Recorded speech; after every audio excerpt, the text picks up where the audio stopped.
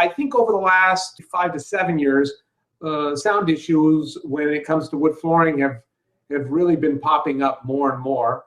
I have had the same experience. I've been an attorney for 20 years practicing primarily in construction law, and you have an increased amount of buildings that are condominiums or apartment buildings that are converted to condominiums, and you have these issues where neighbors understandably would like to live in a peaceful, quiet way as best as they can, and by the same token wanting to modify their units to the best that they would like, which includes sometimes flooring that is not conducive to their neighbors. And that's why we're seeing this increase in people having these disagreements, and including the Homeowners Association trying to resolve these matters among the different neighbors. Could you kind of explain the differences of the state sound requirements, the city sound requirements, and the homeowners requirements? We have the state requirements, which are can be found in the building code, and they set what would be the ground floor for what is the minimum requirements to comply with. On top of that, layered on the next floor or in the pyramid going up, you would have the county requirements. Layered on top of that, you'd have like city requirements, and on top of that, you'd have the Homeowners Association requirements.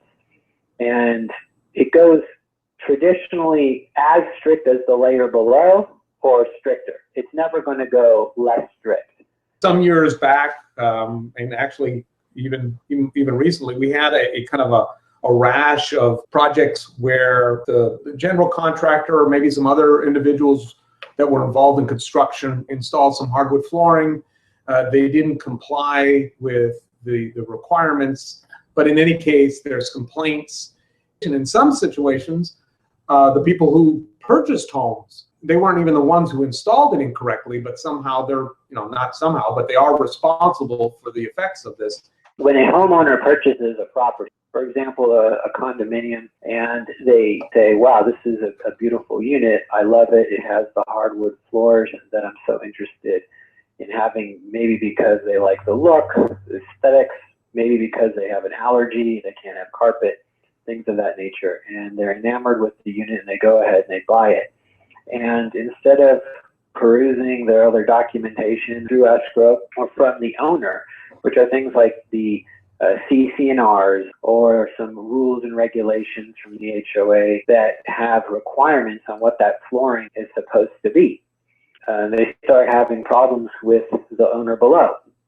And usually what they're finding is that they're going to have to comply with those regulations that are passed by the HOA or already instituted by the HOA. And the fact that they weren't aware, didn't know, is not going to absolve them from fixing that problem.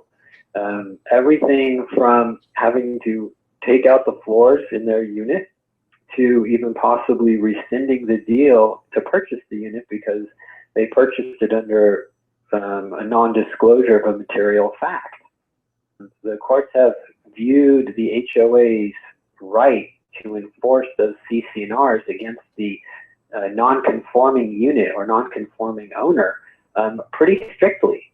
Even in situations where the homeowner had issues for health and they couldn't put in carpeting or rugs, first line of reasoning is, that's unfortunate for you and we're sorry, but you shouldn't have bought the unit, or you should have investigated better before you bought it and seen if it was the right place for you.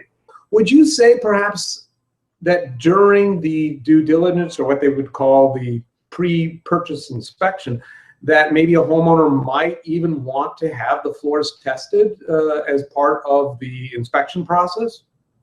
Yeah, it would be wise.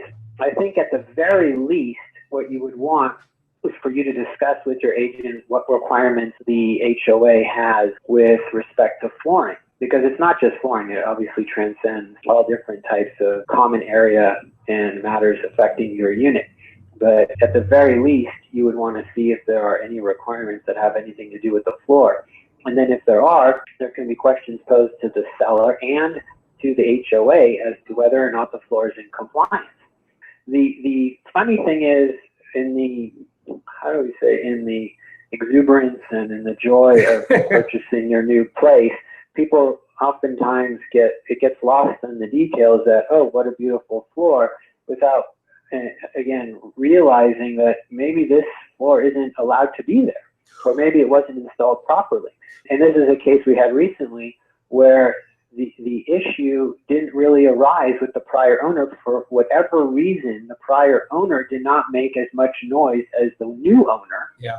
And the new owner made more noise even though it was the same floor. So it was a very unusual situation where the floor was not in compliance. Nothing new was done to the floor.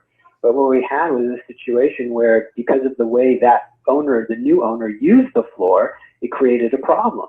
A lot of times what has happened, and I think this is to some degree directly related to the fact that a lot of people are installing these floors with people that don't have the qualifications necessary to install these floors. And then after there's a discovery that there's deficiencies, there's nobody to contact or go after, because those people are basically not even in business anymore. It is always important to ensure that the floor that was installed was done by a licensed contractor.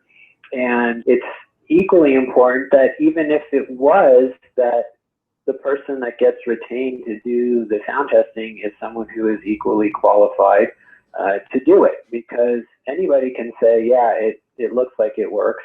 And a lot of times contractors and people that hold themselves out as sound testing or sound abatement professionals really are not doing a service to their clients if they really don't know how to do it and to do it right, because there's always going to be another party, the person who's disturbed by the noise or the sound in the unit next door or usually below, that's going to find probably the best professional they can to say this floor is not in compliance. It makes more noise. In a lot of cases like this, it's a battle of experts.